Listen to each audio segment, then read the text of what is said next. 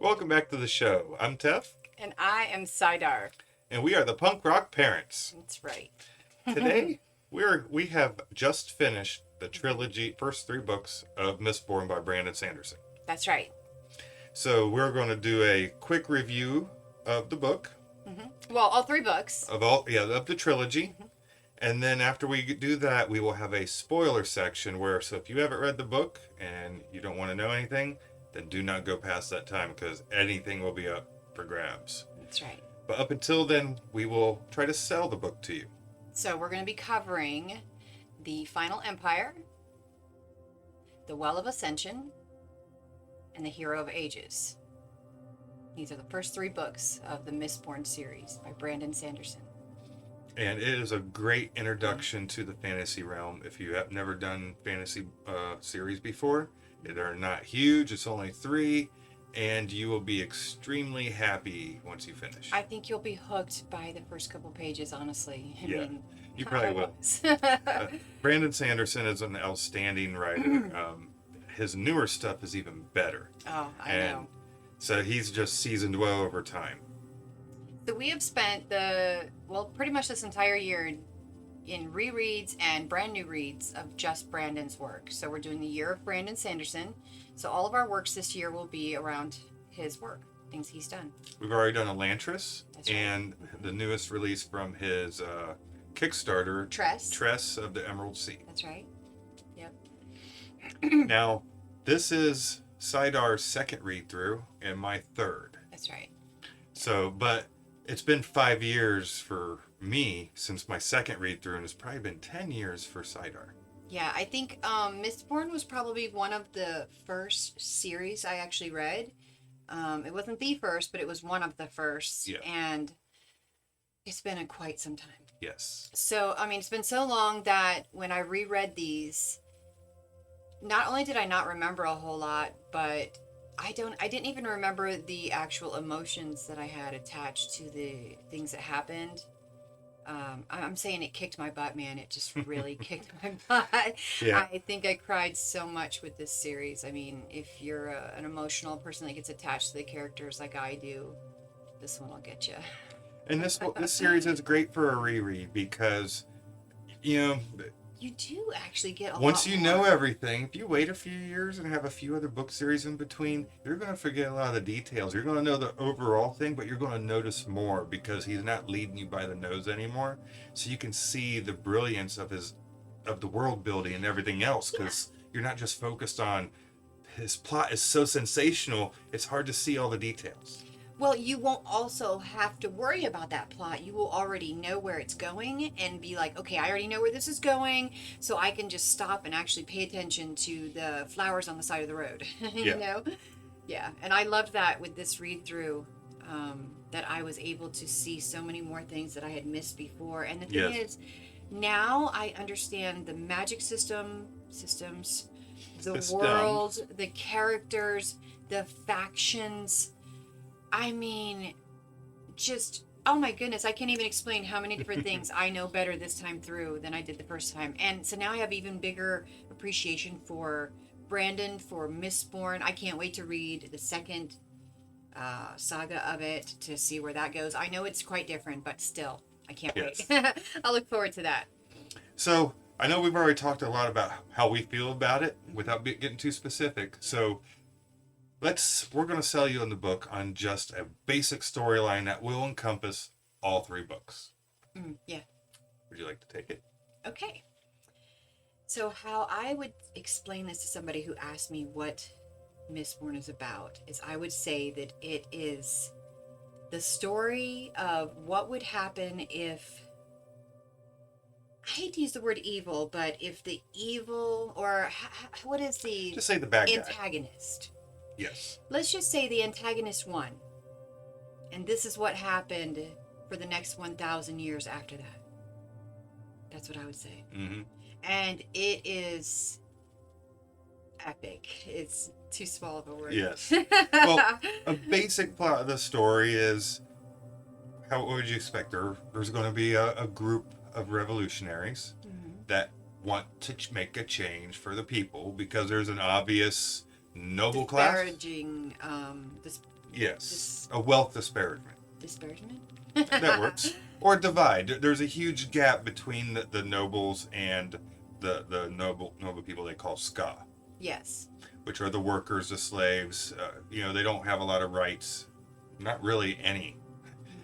So Not much. that's not really giving anything away. Mm-hmm. And so take it from there.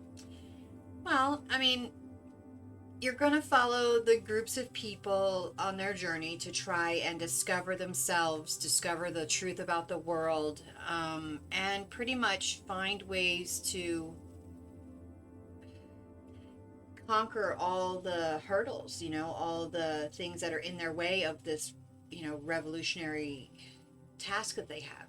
They have to find ways to conquer all those different things that are getting in the way of that, but at the same time they have to find the truths in order to do so, and then they have to rediscover themselves, I think, quite a bit too. I think it's a lot about that. There is a lot of journeys. It's not a huge world. No, I mean, not really. They do leave the main city a few times, especially in the third book. Most of it's not in the main city, but overall it's in a general area where it's not very far away. It's not like a continent size. Yeah, I mean, there's some areas from one place to another that could be spaced out quite a bit, but nothing like traveling all the way around our world or anything like that. There's no weeks journeys, maybe a that day or two depending on how you're traveling. But that's the basic synopsis of revolutionaries trying to overcome the bad guy that won 1,000 years ago. But you have to understand that there's also some very unique systems of, I don't know if magic is even really the right terminology, because I find them more to be scientific than anything. But there are some really cool magic scientific systems that are really awesome, and I think Brandon is spectacular at these things. So he brings this to life like Blue's Clues. Yes. It's piece by piece by piece. You have to follow the clues. You have to lead your way through. I mean, he's just so good at it. He's so masterful at doing that, at making you follow the clues until you get to a point where at some point you'll think you will think you know the answer every time. Like, how many times I changed my mind about who I thought was who and what I thought was going on, and then it's just crazy. And then you get surprised each time. You're like, what? Really? Gosh. So, that's what I think. I believe that concludes our spoiler-free section of this book's review. That's going to have to be it for our safety zone, because anything much more than saying that, and you're going to give away some of the good stuff. And we're chomping at the bit. We just finished this series today. Yeah. So we're like, we want to talk about it. So if you want to talk about it with us, keep coming. If not, thank you for watching this video. Please like and subscribe and leave a comment in the section below. Yep, and we'll have to see you next time if you don't want the spoilers.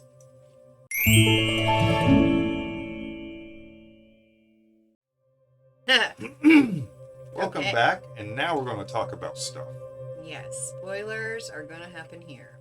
Now, for anybody that saw the movie The Sixth Sense, you think, once you watch it once, what's the rewatch value? He's dead, right? Right.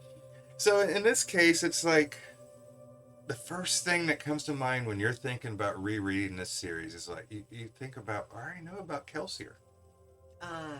You're like, Kelsier, really?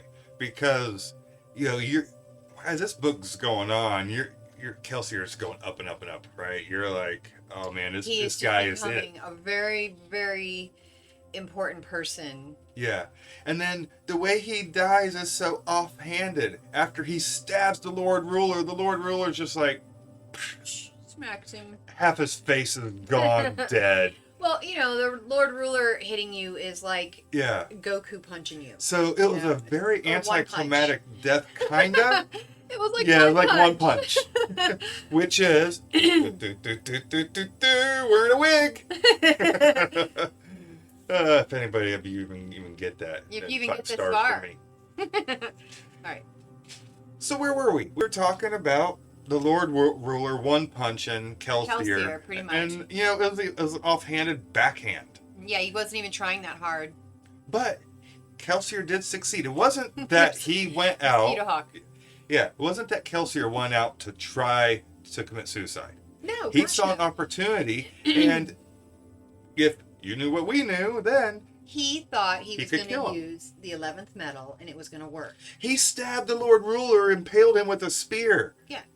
That He usually didn't- does the trick. He didn't realize that he would be able to heal, number one, so quickly, and that it would take so much more than that to kill him. And he obviously didn't know how to use it either. And that's what it ended up being, though, was that he had tried to use it, it didn't work, and so he just did his best to try to kill him the normal way.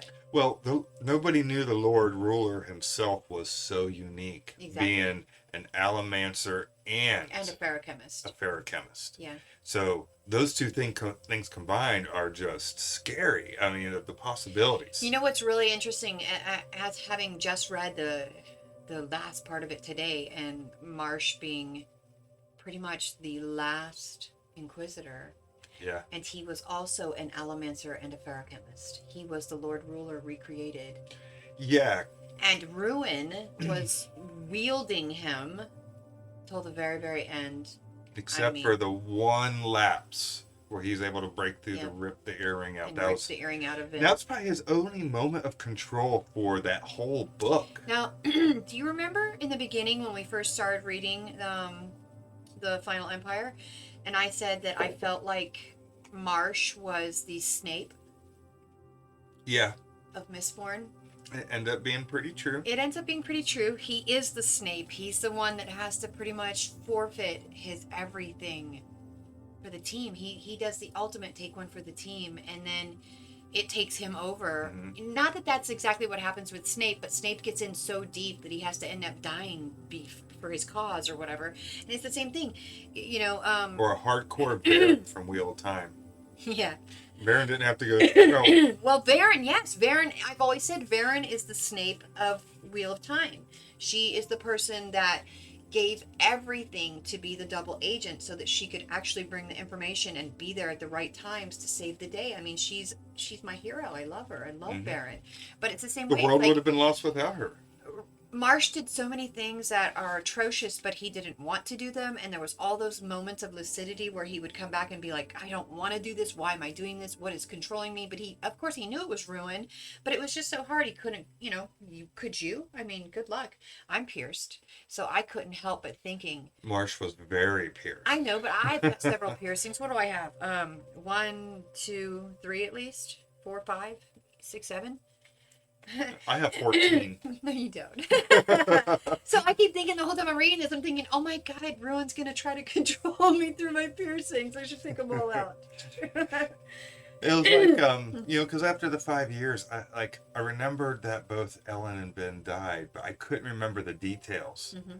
And this time through, it was like, wow. Because since the last time I listened to Mistborn, because we're audiobook people, I have listened to Malazan twice, Wheel of Time twice, and the whole of everything. Well, what's Brandon's new series? Stormlight Archive.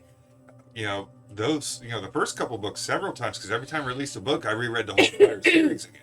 I'm sorry. You want to say that again? Each time I released a new book, I reread the whole series again. Yeah. So you were saying about how you remember that Vin and Ellen died, but you couldn't remember the details of it.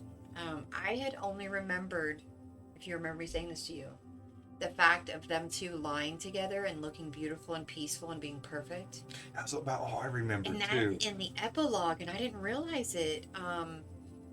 That's when Sazed finds them, and they're laying there, and he thinks, oh, here they are. I'm going to save them. I'm going to heal them. I'm going to make them better or whatever. Because he's already who he is. Mm-hmm. He's already taken the power of both ruin and preservation, and which is the right thing to do. You couldn't take one or other. You needed both. And notice his body was destroyed when this happened. Mm-hmm. Sazed's body's gone. That's why he says, I'm just about... Yeah. He leaves it in the it's letter. Not like I'm where either preservation or ruin, they had a body. Mm-hmm. He's above bodies. He becomes God. It was something in the end was like ruin couldn't do it without her or without preservation, and preservation couldn't do it without ruin. They had to have each other to create, because one was stasis and one was destruction, and so creation needed both of their powers to create. And that was something cool that I think Vin realized in the very, very last moment in her last energies before, you know. And I think it was great how they took these forces of preservation and ruin and actually embodied them into characters through where they both had bodies, but there was the personality. Ruin spoke to people, Mm-hmm. especially Well, if you're peers. But there were bodies, and it wasn't just these blind forces that just had what do you think? abilities. They had more than that. They had direction. What do you think Ruin embodies in our current world? What would you compare Ruin to? I know what I would compare him to in this current. Greedy bankers. I would say that Ruin is your ego. Ruin is the part of people that's your ego. It's the part that tells you, it's the voice in your head that tells you that you're going to fail. To tear down instead Tears of you build down and up. it destroys everything inside you. That's what your ego does. And I would say that preservation is the part of you that is the spark, the source, God, whatever you want to call it. It's that thing that makes you have hope and makes you love, makes you care. It's empathy. The angel on your shoulder versus the devil on the other. And I just love how like I said, I believe that it's a analogy for religion, but it's also an analogy for how people have to be able to find their own truths. Yeah. You know, how Sazed was able to find all these different religions and he lost faith, but in the process of all that, he found an even greater faith because he found the faith in himself.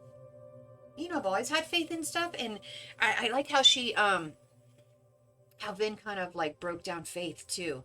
Oh, actually, it wasn't even Vin. It was Spook. Yes. Who said what faith was. Faith was trust. Faith is being able to trust. When you have faith in something, you trust it to always come through, to always be there. And that's why I've said if you have faith in the universe, whatever you want to put its name as, you have faith in it. And you can't say, well, I have faith that it's going to make sure I eat dinner every day. Because maybe it's not going to make sure you eat dinner every day. But maybe it's going to make sure that a person comes your way that'll make sure that you eat dinner every day. Exactly. And that was a big message in this too, was that you cannot destroy the energies. Like the energies that were ruin and the energies that were preservation, they had to be taken by someone. They couldn't just be left alone, because as you saw, if you left them alone, they were just destroying the world. Yeah, they would just be annihilation. They had to be wielded by somebody, but it had to be somebody who could be impartial. And Sazed had been that his entire existence. Because he did what the Lord Ruler couldn't. He had the experience because of his knowledge of all the religions that helped him fix everything that the Lord Ruler had broke trying to save everybody, because the Lord Ruler wasn't evil. No, he just wasn't educated enough to know how to fix all the problems when he wasn't enough of a scientist. Yeah, he did the right thing. He kept the power. And he tried to do things even if it was in a tyrannical way. That's what saved Sazed. He had all the memories of the religions, but he also had all the memories of science. He had these scientific memories, and then he got these old memories from things from some of the religions were science. Yeah, exactly. And he had stuff that was really, really old, like from before the Lord Ruler. So he had all this good stuff, this knowledge that when compiled together, it gave him the wisdom to be able to make the right choices. And he wasn't a person who was indecisive in the first place. He was capable of making choices and staying true to himself. Now, speaking of Spook. Poor Spook, because during the whole book series, he's chasing Vin and Kelsier by I want to be important. All I can do is just sense. That's all I can do. I'm only a 10-eye. And then at the very, very end, when Sazed saves him and heals him or whatever he does, he grants him a Mistborn. And then that's the last you ever hear of Spook. Well, they talk about him later in the next book, but it's really pretty much it. You know, he wakes up and he gets what he finally gets it, but he doesn't get to do anything cool. We don't get to hear about it. I want Spook in a cloak, all right? We don't get to hear about it, so maybe Brandon could be really cool and make us a little side story. At least an action figure. We want an action figure because it's official. Hey, come on. Spook is a Mistborn, so we want to see him in the cloak. So we've got, what is the one There's a that's Kickstarter for the side books that are for Stormlight Archive? right? A Yeah. couple of those characters have their own side books, Yeah. right? So let's get a side book for Spook. Yeah, one of the book 3.5. Yes. Spook the Mistborn. So if we keep going, we're just going to talk all night about Mistborn, so we should probably wrap this up then. So please let us know what you think about the Mistborn trilogy in the comment section below. Yep. Because it's one of my favorites, and it's probably not my last time, giving this one a good go I could through. see going through it again at least once more, twice more. And if you've never tried the audiobook, you'll love I the love narrators. They're awesome. Yep, I absolutely love it. Actually, it's just him. It's just Michael. It's just Michael. Michael Kramer. Michael Kramer. We're used to seeing his wife, or not seeing. We're used to hearing his wife sometimes in other books, like in Wheel of Time. That's true. But I think Mr. Kramer was also alone when he did often looked over series from Jim Butcher, which is Codex right Alara. above my head. You see it right there? Yeah. Yep, there's Codex Alara, all 6 books. Very underappreciated, and it's a very funny story of the idea, how it came about. And you have to look on YouTube for that. And we'll see you next time. Thank you for joining us. Coconut trees don't grow in the Antarctic because of the acid. Sauce. I don't know.